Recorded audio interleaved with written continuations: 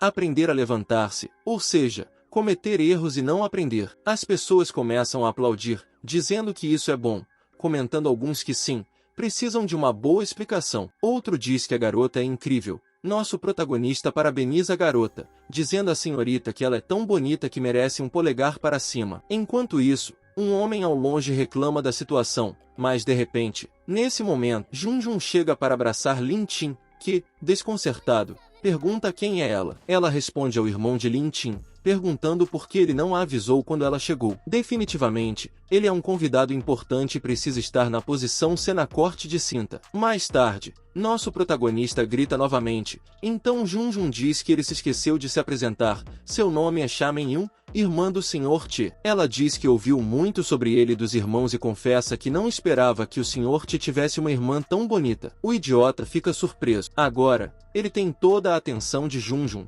perguntando quem diabos é esse cara que saiu do nada para roubá-la. Men-yun, a garota, diz a Cell com que essas duas são da sua empresa de vendas de automóveis. Steven diz que ele já sabe que não precisa que lhe digam como resolver isso. Ele pensa que está em apuros e que não esperava tal comoção. Para não afetar suas vendas, só pode fazer uma coisa e começa a gritar que essas duas pessoas são trabalhadores temporários. Ele está muito irritado porque fizeram tal coisa. A empresa de automóveis de Steven está demitindo essas duas pessoas imediatamente. Para mostrar uma boa atitude, as pessoas ao redor comentam que isso é melhor e que é duvidoso o que essas duas fizeram. As funcionárias tentam se defender, dizendo ao gerente Shu que isso não é culpa delas, mas ele grita para elas calarem a boca. No entanto, Junjun diz para esperar um momento, que é apenas uma demissão e não pode ser tão fácil assim. A funcionária, um pouco nervosa, pergunta o que Junjun quer. Ele diz ao irmão Lin Tin se quer que ele peça aos guardas de segurança para espancá-las para se vingar, mas nosso protagonista, todo tranquilo, responde que não se preocupem com elas. Yan Yan diz às funcionárias que tem sorte que o Sr. Qian é tão generoso que as deixará ir, gritando para que elas se percam. Elas fazem uma reverência, meio hesitantes, agradecendo, e saem correndo para a rua. Mas uma delas tropeça, provocando risos dos espectadores. As pessoas perguntam quem é o Sr. Qian, pois nunca ouviram falar dele, mas é a primeira vez que vem a irmã do Sr. T tão disposta a ser a favorita de um homem. Outro responde que nunca se sabe o quão ativa sua deusa pode ser. Enquanto isso, o sujeito bastante irritado se lembra do homem que humilhou na transmissão ao vivo e agora está roubando a senhorita Moon. Ah, já me lembrei de você, diz ele. As pessoas se aproximam, dizendo à senhorita Moon que ele acabou de dizer que este é o Sr. K. Outro diz que ele é o chefe que gastou dezenas de milhões de dólares na plataforma de transmissão ao vivo. Outro exclama que esse é o Sr. Qian, que já ouviu falar muito sobre ele. Outro começa a contar sobre suas empresas de vendas de Yaba, e as pessoas querem falar de negócios com ele. O sujeito bastante irritado chega com o outro cara usando um tipo de roupa diferente. Ele se desculpa com o Sr. Stefan, dizendo que o assunto poderia ter sido resolvido facilmente, mas ele não percebeu que o Sr. K era um misterioso ricaço. O Sr. K tem estado muito popular ultimamente. Esse cara tem algum dinheiro, é arrogante e gosta de se envolver em problemas o tempo todo. Definitivamente, é um sociopata, apontando para ele e acusando. Ele exclama, diga a ele que ele deve estar fazendo tudo isso de propósito para afetar as vendas de seus carros. O sujeito chamado Stefan diz a ele, lembre-se de que eu vou cuidar dele. Ele se aproxima do nosso protagonista perguntando se ele é o Sr. Qian. Ele diz que é Stephen e ouviu dizer que o Sr. Qian é um homem muito rico que gasta muito dinheiro, mas ele sente que ele é um pouco falso, que cheira a um esquema Ponzi. Mas nosso protagonista fica confuso e não sabe o que é um esquema Ponzi. Então rapidamente Junjun explica a Lin Xin que o esquema Ponzi foi inventado por um trapaceiro estrangeiro. Basicamente, é um esquema de pirâmide para enganar as pessoas fazendo-as investir. Nosso protagonista diz, então foram os estrangeiros que o inventaram. Em seguida, o idiota do Stefan começa a gritar, bom, o bom dos esquemas Ponzi é que os trapaceiros são muito famosos na alta sociedade e são muito generosos. O propósito é enganar mais ricos para que invistam. Ele pergunta, não é isso que você tem feito até agora? As pessoas ingênuas acreditam nele, dizendo que, colocado dessa forma, parece que muita gente está procurando investir. Outro diz, que medo, quase caí nessa armadilha também. Outro idiota diz, parece que o Sr. Qian é um mentiroso. Mas Junjun o defende, dizendo a Stefan que, se ele não tem provas, não difame. O irmão Linin pergunta se ele tem provas de que não é um mentiroso. Nosso protagonista responde que sim, que isso é tudo e que está tão cansado, ele sonha em tomar um gole para se acalmar, mas algo faz com que o senhor esteja zangado. O protagonista o ignora completamente, enquanto está determinado a não ser ignorado injustamente. Ele aponta para a garota de cabelos vermelhos e suas colegas, dizendo que essas 3 garotas são as administradoras do protagonista, já que as viu conversando juntas. Ele conclui que é um jogo sujo e, sem dar ao protagonista a chance de se defender, ameaça chamar a segurança se a garota não contar a verdade. No entanto, o protagonista, que ouviu toda a conversa,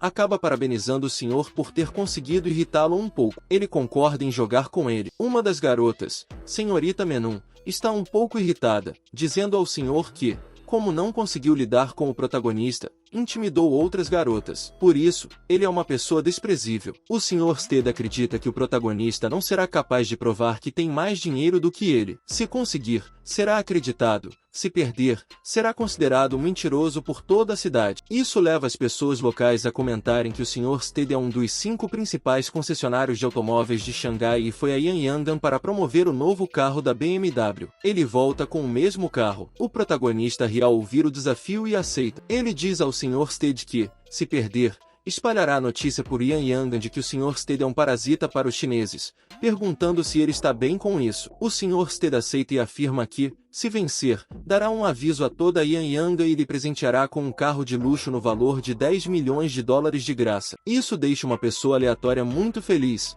já que ganhar um carro sem fazer nada é uma grande sorte. A senhorita Menum responde pelo protagonista, dizendo ao senhor que isso não é justo, já que ele é o proprietário da empresa e esses carros são de sua propriedade. O protagonista diz que não há problema, e aponta para os 3 carros que valem 20 milhões cada. Ele diz que há um carro para cada uma das 3 garotas, tentando consolá-las pelo dano emocional causado pelas acusações infundadas. Ele presenteia as 3 garotas com esses carros, totalizando 60 milhões de dólares chineses. As pessoas ao redor ficam chocadas e surpresas, pois o protagonista deu a quantia total sem dizer uma palavra. As 3 garotas, ao receberem esses presentes caros e maravilhosos do protagonista, só conseguem agradecer a ele, sem saber como expressar sua gratidão. O protagonista lhes diz para não levarem isso a sério, pois não é uma competição, mas um gesto de bondade. É permitido perder contra estrangeiros. No entanto, algo que ele não planejava perder era contra os chineses. O Sr. Sid, ao qual o protagonista pergunta se isso é caro,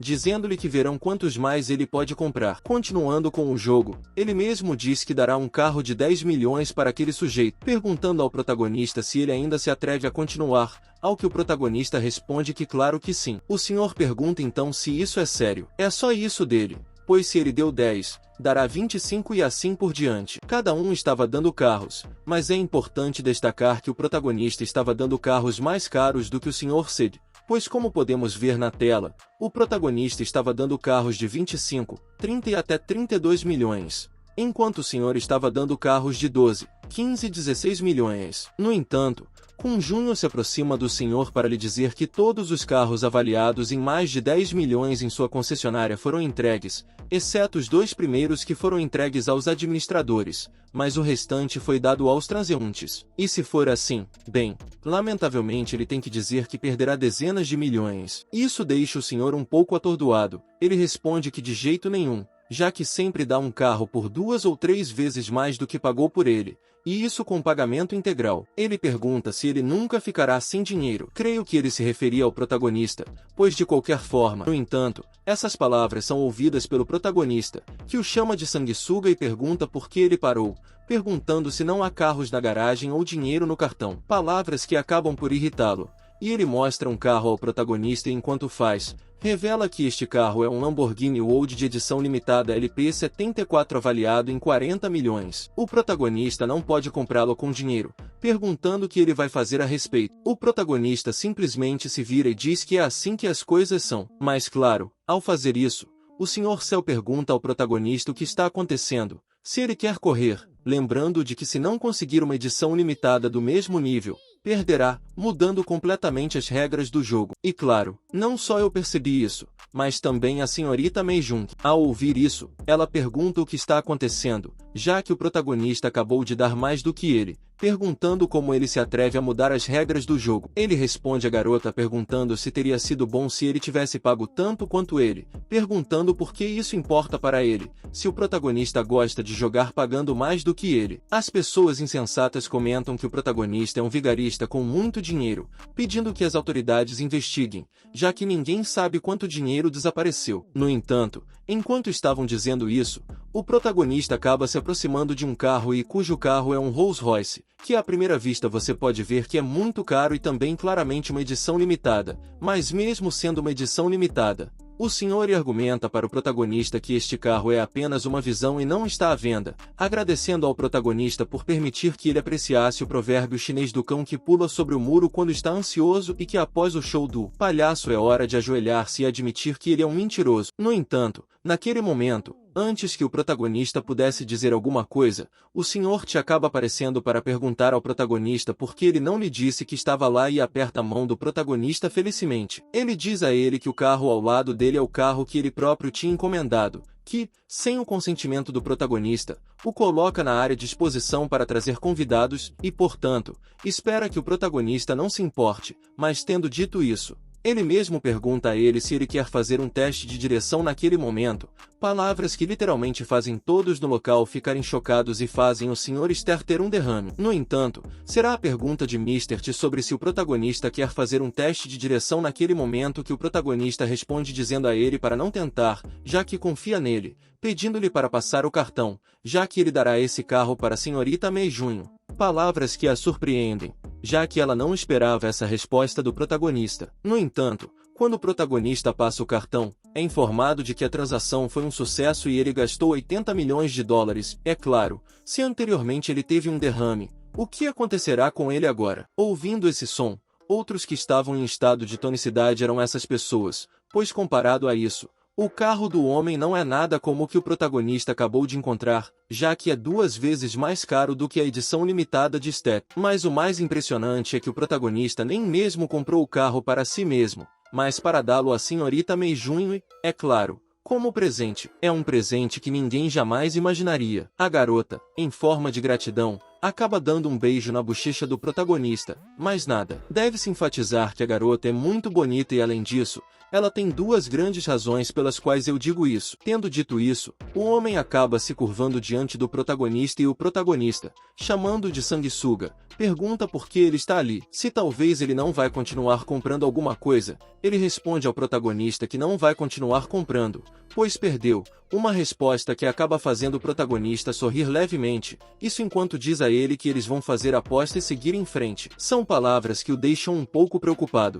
já que percebe que cometeu um grande erro pensando consigo mesmo que o protagonista definitivamente não é um esquema golpista que é realmente rico, já que gasta tanto dinheiro facilmente sem quebrar o banco. Não é normal e a força por trás do protagonista é simplesmente inimaginável e só de pensar no que poderia acontecer ele acha assustador demais. E, portanto, sem nenhuma outra opção, ele diz a ele, protagonista, que estava errado porque ousou questionar sua identidade, confessando para você, coração negro, que via os chineses estúpidos e o dinheiro do povo como fonte de renda. E lá estava o dinheiro deles. No entanto, essas palavras foram ditas pelo homem que os fez, fazendo com que as pessoas do local o odiassem, amaldiçoando-o assim e pedindo a ele que devolvesse todo o dinheiro. O protagonista, percebendo que a situação estava fugindo do controle, pede ao homem que saia do local, algo que acaba sendo feito, mas enquanto ele estava saindo, podemos ver como uma grande multidão estava atrás dele, é claro. Todos queriam que ele devolvesse os carros, mas não apenas estavam reclamando com ele, mas também com Yun Kun, que voltava com o protagonista. As pessoas percebendo que o cara era o protagonista acabam gostando dele por ajudá-los a reconhecer as caras nojentas dos estrangeiros. No entanto, enquanto estavam agradecendo ao protagonista, ele acaba recebendo uma ligação e, é claro, o protagonista responde imediatamente, mas enquanto Lin Jin estava atendendo a ligação, a senhorita Mei Junho, toda corada, pensava consigo mesma que o protagonista é muito charmoso e, além disso, é a primeira vez que se veem, mas ela não sabe se deve convidá-lo para sair, mas deixando suas dúvidas de lado, ela vira-se para contar ao protagonista que quer chamá-lo para sair. No entanto, quando ela presta atenção, Percebe que o protagonista não está mais lá, o que a deixa muito triste. Tristemente, ela pensa consigo mesma que foi uma ótima oportunidade, mas porque hesitou, deixou escapar e, portanto, está muito zangada. Mas o irmão dela, que estava recebendo os golpes, pergunta a ela mesma a pergunta por que ela o bate. No entanto, ao passar pelo protagonista, ele próprio aparentemente estava esperando alguém e, na verdade, era a pessoa que ele estava esperando. Era a senhorita Geno, a quem Albert diz que não se vê há alguns dias, e elogiando-a, diz que ela está ainda mais bonita, palavras que a fazem corar muito, perguntando se ele está falando sério. Ela acredita nisso enquanto pensa consigo mesma que é estranho, já que fica chateada quando outros homens dizem que ela é bonita. Mas quando o protagonista sempre a elogia, ela fica um pouco feliz, enquanto podemos observar como sua favorabilidade aumenta mais de 2%. O protagonista explica à senhorita Gembo que a universidade os escolheu para fazer um estágio no último ano e ele tem que incomodá-la para ajudá-lo a encontrar uma empresa. Mas ao contrário dos outros, a senhorita Jo não se importa em ajudar o protagonista, pois ele diz a ela que não tem problema, já que, de qualquer forma, todos os outros pensam que o dinheiro depende exclusivamente dele, pois ele não precisa de um estágio para obter créditos, já que é muito rico. Mas além disso, ele diz ao protagonista que pode entender muito bem a situação dela, já que provavelmente o protagonista é igual a ela na área de não querer assumir o negócio da família e, portanto, deduz que o protagonista quer fazer um estágio e depois iniciar um novo negócio. O protagonista acaba afirmando isso enquanto pensava que o motivo principal é que se você não tiver esse crédito, não será capaz de... No entanto, já dentro do carro, a senhorita Shambo argumenta com o protagonista que conseguirá para ele um cargo de diretor com um salário mensal de 600,5 assistentes, palavras que o protagonista acaba rejeitando, pois ela diz a ele que ele deve manter um perfil baixo e um emprego pequeno com um salário mensal de 5.000 será suficiente. No dia seguinte, eles foram para essa empresa e na empresa estavam murmurando que entre os novos funcionários daquele dia, um foi contratado pelo presidente, mas além disso, estavam murmurando outras coisas. Mas isso não é relevante para o enredo, e o que é relevante é esta senhora que informa a todos que o supervisor chegará em breve, então todos devem voltar para seus lugares. Essa senhora é a líder da equipe, chamada Yogu, que pensou consigo mesma que todas aquelas pessoas são apenas um bando de sonhadores feios, literalmente essa garota que apareceu do nada. E eu já não gosto dela só por causa do que ela disse. Bem, por causa do que ela acabou de dizer. No entanto, naquele momento, o supervisor Sol acaba chegando para informar a todos que essas duas pessoas ao seu lado são seus novos colegas, pedindo assim para os novos se apresentarem, o que eles acabam fazendo. E aqui eles nos dizem que o rapaz amarelo é o Gumen e o Prot, que é um dos novos. Nós já conhecemos e não precisa se apresentar. Ao vê-los, imediatamente pensa consigo mesma que um é um pobre estudante universitário e o outro está desempenhando um papel e é óbvio que Yenmen é a pessoa disposta pelo presidente. Literalmente, Yogu, quando viu o protagonista, imediatamente subestimou-o, ou seja, subestimou um livro pela capa. No entanto, o homem estava se olhando com um olhar pensativo. O homem pensa que seu filho não deveria se preocupar, já que a única transferência daquele mês será deles e é uma pena que a empresa não permita ter parentes no mesmo departamento. Então, eles têm que passar despercebidos. No entanto, ao passar com o protagonista, podemos ver como Yogu entregou muitos documentos a Lin Jin e esses documentos estavam no trabalho do protagonista e, claro, embora haja muitos documentos, o protagonista acaba aceitando porque no final do dia é trabalho. Mas no momento em que o protagonista vê que Yogu simplesmente dá um único documento a Yogu Men para que ele possa trabalhar, ele imediatamente começa a reclamar consigo mesma perguntando por que o trabalho dela é várias vezes maior do que o de Yogu Men. O que Yogu responde ao protagonista dizendo que ela é a líder da equipe e ele, como membro da equipe, deve obedecer às ordens, perguntando-lhe se a Lin Jin questionando sua decisão. O protagonista não diz muito sobre isso e simplesmente começa a trabalhar no download, enquanto pensa consigo mesmo que não é fácil conseguir um emprego e por causa da atitude de Yogu, com certeza ele receberá uma bronca, ou seja, uma ameaça à sua vida. No entanto, enquanto o protagonista estava pensando nisso, Yogu também estava pensando consigo mesma que nem mesmo o protagonista pode perceber como ela é pobre e infelizmente ela é a luz branca da lua que ela nunca terá. Literalmente, significa que o protagonista está por trás, mas sabemos que não é o caso. Mas, tendo dito isso, ela acaba se aproximando de Yeman para dizer a ele que ele pode perguntar qualquer coisa que não entenda. O que ele mesmo, ao ouvir isso, diz ao líder da equipe que ele não entende muito bem. Algo que literalmente me surpreende bastante, já que essa garota mostra uma atitude totalmente diferente com YW Man do que a que ela mostra com o protagonista. Após vários minutos ou horas, o protagonista acaba entregando os documentos ao líder da equipe, dizendo a ela que o trabalho está feito, o que acaba surpreendendo-a por quão rapidamente o protagonista o fez, e quando ela verifica de quem é o trabalho, ela fica de boca aberta, já que esse relatório está muito bem feito. No entanto, como para isso o protagonista, entre aspas, não é escolhido pelo presidente, ela imediatamente se aproxima dele, para Yujin Man, para lhe entregar os documentos que o protagonista tinha feito e dizer a ele que pessoalmente fez esses relatórios para ele, pedindo a ele que os levasse ao supervisor para que ele pudesse assiná-los, o que ele acaba aceitando. Mas o protagonista que estava assistindo a tudo estava bastante zangado, já que Yogu está literalmente dizendo a Yujin Man para entregar esse trabalho como se fosse dele, quando sabemos que foi o protagonista quem o fez com suas próprias mãos. Agora só falta ele dar uma Ferrari para ela. Mas, dizer com isso que ele está levando todo o mérito do trabalho que ele fez, mas ela responde novamente de forma petulante que ele é um estudante universitário que ainda não se formou, então ele deveria praticar mais, pois muitas pessoas nem mesmo têm essa oportunidade. Nino Xing responde que é bastante competente em terminologia de CPU, perguntando se ele não tem medo de ser conhecido pelo presidente. Ela responde que ele é o único que acredita que pode ver o presidente. Nosso protagonista vai embora dizendo que espera que ela sempre possa manter esse olhar rebelde ao finalizar o dia. Já na saída, vemos Ryugu e Vema. Este último se refere a ela como líder da equipe Viu, que conta com ela, já que sua transferência está assegurada. Ela pede que a chame de Vivi. Ele a chama assim e pergunta se ela quer jantar com ele. Ela concorda,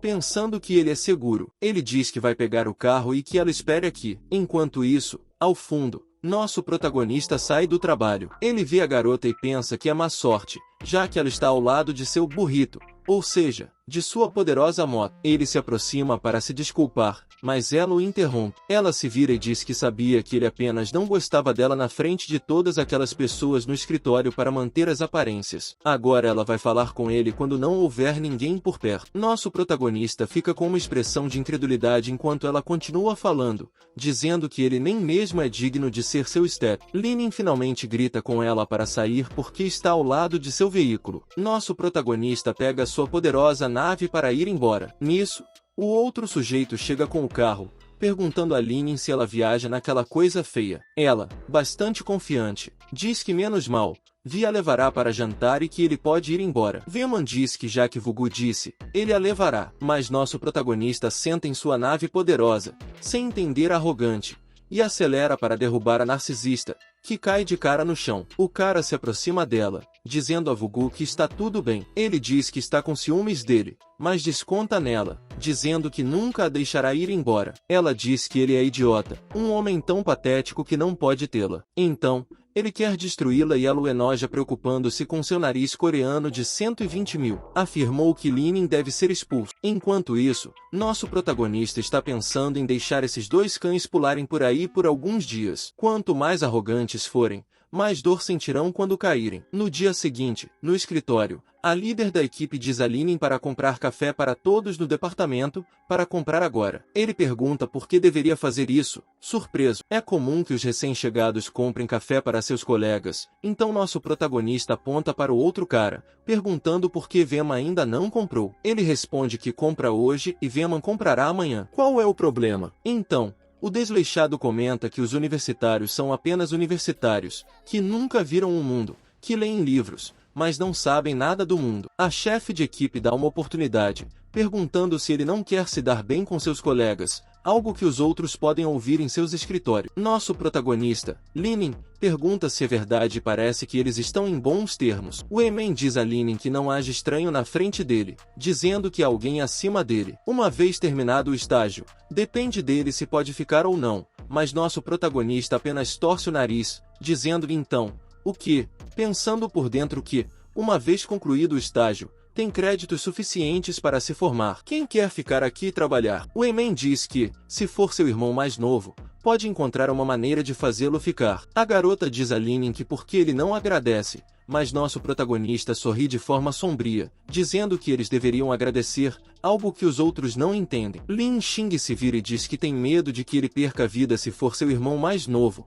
então ele diz a ele para abandonar a ideia. Ele fica bravo e se exalta, perguntando o que ele disse, mas nosso protagonista solta o ar de forma diferente, dizendo que ele está certo, ele é um estudante universitário. Então, não tem dinheiro, mas ainda vai convidar todos para tomar café depois que o salário for pago. Então, desta vez, ele vai deixar que Veman seja o primeiro. Veman é tão rico que, sem falar dos meros cafés, ele poderia pagar por toda a empresa. Ele pergunta se realmente pode pagar, um pouco surpreso. Nosso protagonista responde agradecendo, dizendo que é bom que ele vá tomar um moca. A mãe de Wayman fica brava, percebendo que caiu na armadilha dele. Ela está prestes a dizer algo, mas a chefe de equipe vai até ele e o abraça, agradecendo. Ele é o Wayman, que é tão capaz que pode ter tantos amigos, ao contrário de algumas pessoas que são pobres e não conhecem a etiqueta no local de trabalho. As pessoas ouvem toda a comoção, agradecendo a Veman. Outra garota diz que a líder está certa. Pedimos desculpas pelo barulho ao fundo,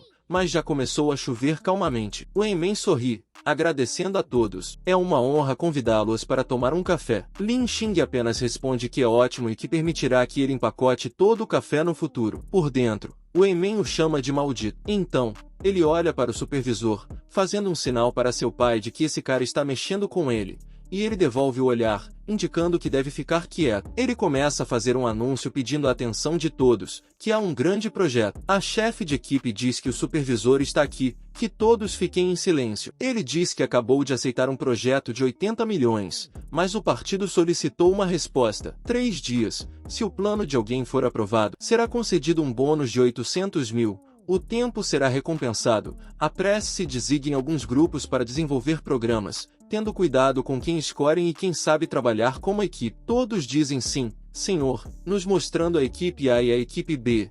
E nenhum dos últimos encontrou nosso RP. Os caras fazem piada, já que ninguém quer se juntar a Lin Xing, mas nosso calmo protagonista diz que ele é ótimo, perguntando qual é o problema. O homem apenas deixa o local dizendo que ele é arrogante, que vai ver por quantos dias ele ainda poderá rir. O tempo passa e todos estão trabalhando, incluindo nosso protagonista, que está comendo muito feliz. Ele até tira um tempo para sair do local enquanto os outros parecem ter complicações. 3 dias depois, nosso protagonista havia concluído seu projeto, o plano de negócios do próspero parque central da cidade. Ele pensa que está tudo feito, que o atributo de inteligência de nível 1 é mais do que suficiente para ser o líder do time. Seu líder de equipe o vê calmo e diz ao colega Veman que ele não fez horas extras em TR dias e a reunião está marcada para um horário.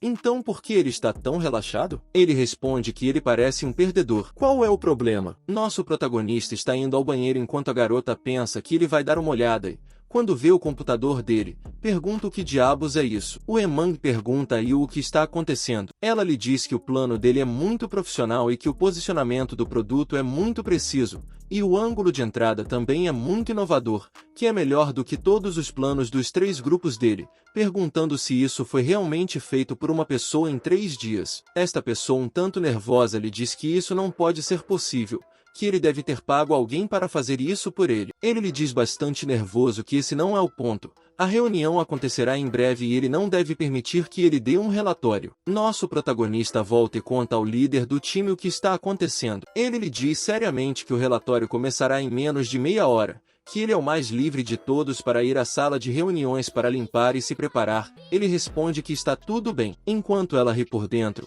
diz maliciosamente a Lin que eles aceitarão o seu plano com um sorriso. Mudamos para a sala de reuniões B. O homem está fazendo a apresentação.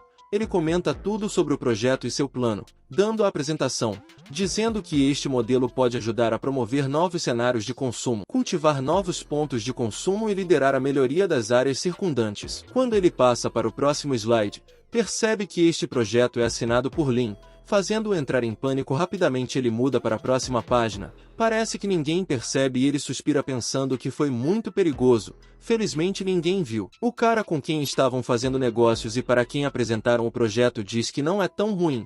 Este programa é melhor do que outros programas, que seu funcionário tem grande potencial. O supervisor agradece ao Sr. Chan, que está feliz por ele estar satisfeito com isso. Ele diz que afinal ele se formou comigo, então ele deve ter a força para ser digno de sua alma mater. O líder da equipe lhe diz que ele aplaude dizendo que a literatura e a arte que ele tem são de um nível educacional tão alto que é incrível, interpretando o papel de uma pessoa talentosa e tímida. O outro empresário diz a ele que ele se tornou um dos melhores alunos de tal plano perfeito, nem mesmo pode envolver sugestões para modificação. O supervisor, com uma cara de poucos amigos, olha para seu filho pensando que funcionou, parabenizando pelo bom trabalho. O supervisor diz ao empresário que, se for esse o caso, o contrato pode ser assinado imediatamente. Ele responde que não há problema, enquanto o supervisor pensa que com esse contrato em mãos, sua promoção de diretor será uma certeza. Enquanto o Imen pensa que o bônus é de 800 mil, que seu saldo no Rolex pode ser liquidado,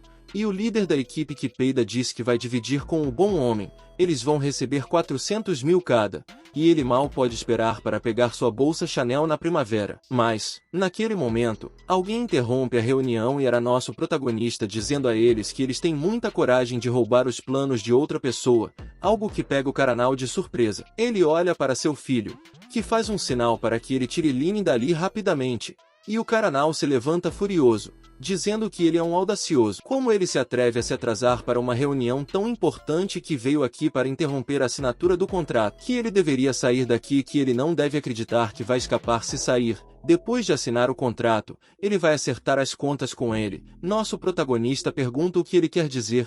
Ele responde tarde demais que, sim, não o teriam enganado para entrar na sala de reuniões.